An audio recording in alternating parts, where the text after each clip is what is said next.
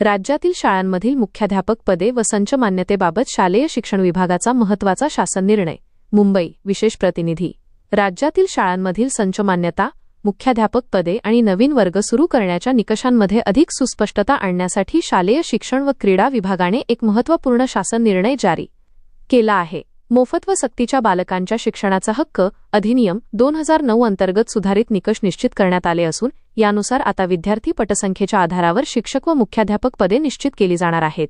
नवीन सुधारित निर्देशानुसार इयत्ता 5वी ते 10वी, 5वी ते 12वी तसेच 8वी ते 10वी आणि 8वी ते 12वीचे वर्ग असणाऱ्या शाळांमध्ये मुख्याध्यापक पदासाठी किमान 100 विद्यार्थी पटसंख्या आणि 10 विद्यार्थी संख्येचा निकष अनिवार्य करण्यात आला आहे. जर एखाद्या शाळेत मुख्याध्यापक पद अतिरिक्त ठरल्यास त्यांना संबंधित व्यवस्थापनाच्या अन्य शाळांमध्ये समायोजन करण्याची तरतूद करण्यात आली असून त्यानंतरही अतिरिक्त असल्यास सेवानिवृत्ती किंवा पद रिक्त होईपर्यंत कायम ठेवण्यात येणार आहे.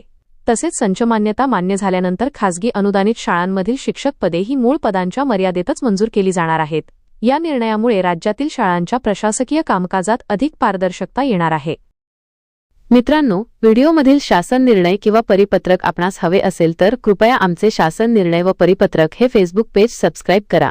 त्यानंतर सबस्क्राईब केल्याचा स्क्रीनशॉट 7588152456 या क्रमांकावर व्हॉट्सअप करा. आपल्याला हवा असलेला शासन निर्णय किंवा परिपत्रक व्हॉट्सअपवर पाठवले जाईल.